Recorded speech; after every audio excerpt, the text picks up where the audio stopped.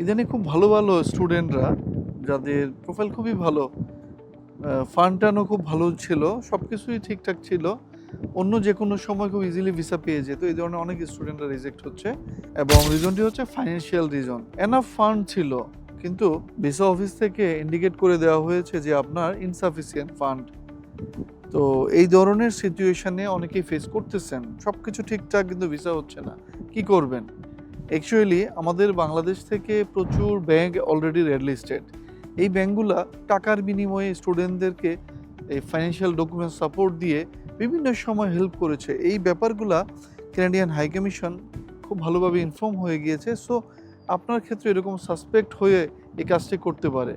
So আপনি যখনই apply করবেন, এই ফান্ড কীভাবে দেখানো উচিত, এই ধরনের সিচুয়েশান ফেস করার জন্য, সিচুয়েশান থেকে বের হওয়ার জন্য, আপনার প্রোফাইল যদি ঠিক থাকে, এই ফান্ড রিলেটেড ইস্যুগুলোকে কীভাবে অ্যাডভান্স লেভেলে নিয়ে এসে ভিসা নিশ্চিত করা যায়, এই ব্যাপারগুলো যদি আরও ক্লিয়ারলি জানতে চান, আপনারা চাইলে আমাদের সাথে যোগাযোগ করতে পারেন। আমাদের গুলশান অফিসে আপনাদেরকে সকাল 10টা থেকে 6টা পর্যন্ত ওয়েলকাম জানাচ্ছি।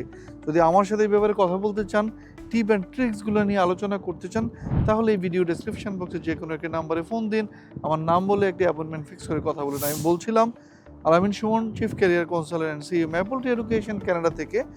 তো ইনশাল্লাহ দেখা হচ্ছে আপনাদের সাথে, কথা হচ্ছে বিস্তারিত আরও। ওই পর্যন্ত সবাই ভালো থাকুন, সুস্থ থাকুন। আল্লাহ হাফেজ।